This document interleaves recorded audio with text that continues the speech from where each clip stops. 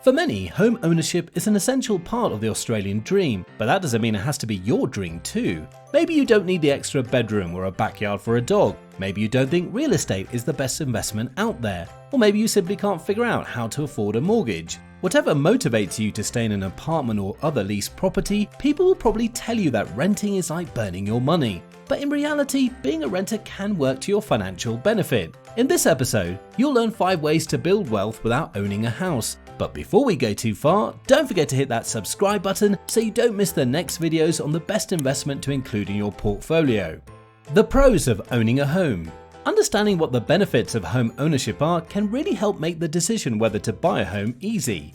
1. You'll build equity. Your equity is the amount of the value of the property that you own. It grows when the market value of your home increases or when you make extra payments on your mortgage. If you already own a home, learn how to calculate your equity here. When you own your home, you can potentially leverage your home equity and access it by redrawing on your loan or borrowing on top of your equity with an additional advance or with mortgage refinancing. These funds can then be used for a variety of things, from renovating your property to buying a new car or even to go on a special holiday. 2. You'll have living security. While renting, your family's stability is based on the decisions of a landlord who may suddenly decide they no longer want to rent their property out. Moving house is expensive, inconvenient, and it can be pretty emotional, especially if you have to shift unexpectedly. When you own your own home, you can sleep sound in the knowledge that you call the shots. That's priceless. The pros of renting.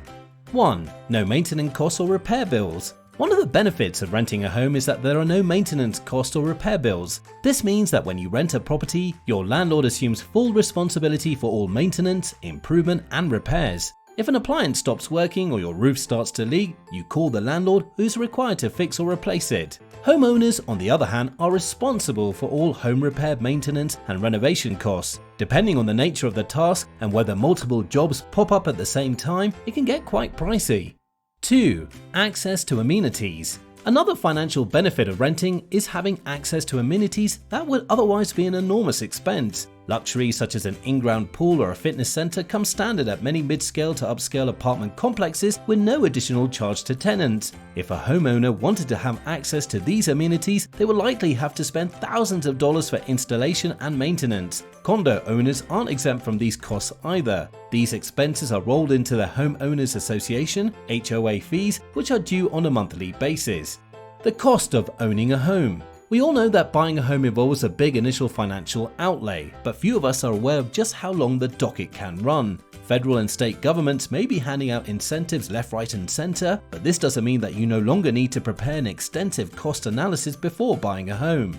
The cost involved in buying a property can go all the way up to 11% of the purchase price for some people. If you have a $44,000 deposit for your $400,000 home, that's your entire deposit spent on costs. If you're a first home buyer, the costs are eased by the first home owner grant and other government incentives, but bear in mind that the miscellaneous expenses can really weigh on your finances. Appliances, furniture, and renovations can all eat your savings away, so it pays to be prepared with a solid budget detailing your planned expenses before leaping into the property market.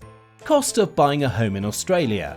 Upfront costs, lender's mortgage insurance, legal and conveyancing fees, building and pest inspections, stamp duty, home loan fees, buyer's agent, removalist costs, ongoing costs, council rates, strata and body corporate, regular maintenance and repairs, home and contents insurance.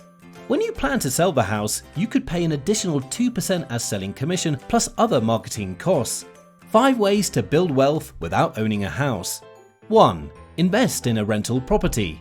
People will always need a place to live, and positioning yourself to be a supplier of housing can be a smart investment. Moreover, given that the value of real estate tends to rise over time, your rental properties may increase in value even as tenants are paying you to occupy them. This means a steady source of passive income on top of appreciation. There are tax advantages to being a landlord as well. Creating an LLC for your holdings can provide business deductions. You can deduct the costs of property insurance, taxes, and certain types of repairs from your taxes. Depreciation and mortgage interest can also garner you tax breaks. Granted, there are some downsides as well. These includes the tasks associated with managing the properties, such as advertising and showing vacancies, vetting would-be tenants, and evicting non-paying individuals. There are also certain legal concerns against which you must be careful to indemnify yourself. You must also maintain your properties in order to keep your tenants safe and maximize the income potential of your holdings. Still, even with these potential detriments, when it comes to ways to build wealth, rental property investments have been the foundation of many a family fortune.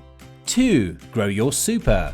There are a number of ways that you can grow your super to make a positive difference to your lifestyle in retirement. If you are or have been employed, you should make the most of employees' contributions by checking your employees' super guarantee contributions are paid into your fund, knowing if you have unpaid super from your employer, keep track of your super and search for any lost or ATO held super. To actively grow your super, take steps to investigate a salary sacrifice arrangement with your employer, making your own personal contributions, checking if you're eligible for government contributions, transferring money from foreign super accounts. Your spouse may also be able to make a contribution to your super. Limits or caps apply on the amounts that can be contributed to your super each financial year. If you go over these caps, you may have to pay extra tax. 3. Build a share portfolio. When you're looking to start a share portfolio, it's important to have a goal in mind prior to beginning in order to take emotions out of trading and purchase stocks based on longer-term objectives. The most popular method of building a share portfolio is through purchasing individual stocks. As the name suggests, shares or stocks represent a share of a company. Basically, you own a very small part of a company, with your return being based on the performance of the business. Should the business execute on its strategy, it's likely over the long term the share price will rise, while poor performance will mean the share price will fall. However, day-to-day share price movement can depend on many things. You make money from stocks the same as you would any other product by selling for a higher price than what you initially paid. 4. Consider exchange-traded funds, ETFs. Alternatively, investors who find individual stocks picking too complex or prefer to take a market approach can choose to invest in exchange-traded funds, ETFs, instead. ETFs are investment funds made up of multiple shares or other assets that can be bought and sold on a stock exchange. Think of it like buying a basket of shares that you can purchase at the same time. ETFs have become popular in the last few years in Australia thanks to the rise of index fund investing and because you can invest in multiple shares in one trade. Each ETF is allocated an ASX code and can be bought and sold by investors the same way that you would buy and sell shares. By investing in ETFs, you can easily create a diversified portfolio and spread your investment across a wide range of asset classes. Much like individual stocks, not all ETFs do the same thing, and it's important for investors to know what they're buying. Some ETFs simply track a market. For example, you can buy an ASX 200 listed ETF, which will simply allow the investor to track the performance of the ASX 200, the 200 largest businesses on the Australian market. Likewise, investors can also buy shares based on themes. Thematic investing again is buying a basket of stocks, but it's based on a theme. For example, an investor who believes in lithium shares but is unsure which individual stocks will win could buy a basket of stocks that are exposed to lithium. 5. Invest in you. The best gift you can give to yourself is to invest in yourself. It could be a good idea to upgrade your marketable skills by going back to school. If you don't have all the funds upfront for a college program, look into the grants and loans available to Australian residents. Investing in yourself will boost your confidence in your own abilities and have a positive impact on your self-esteem. As well as equipping you with new knowledge and skills, focusing on your personal development will help you to get to know yourself better. You'll become aware of your unique set of strengths, values, and passions, and how you can use these to achieve your goals. Research shows that those who spend 5 hours or more learning each week are more likely to feel that their lives have purpose and meaning, which in turn increases their overall happiness and well-being. That's it for this episode. Please give us your feedback in the comment section below. To watch more episodes on financial topics like this, hit that like and subscribe button. If you want to support us even more, buy us a coffee from the link in the description. Good luck and see you in the next episode.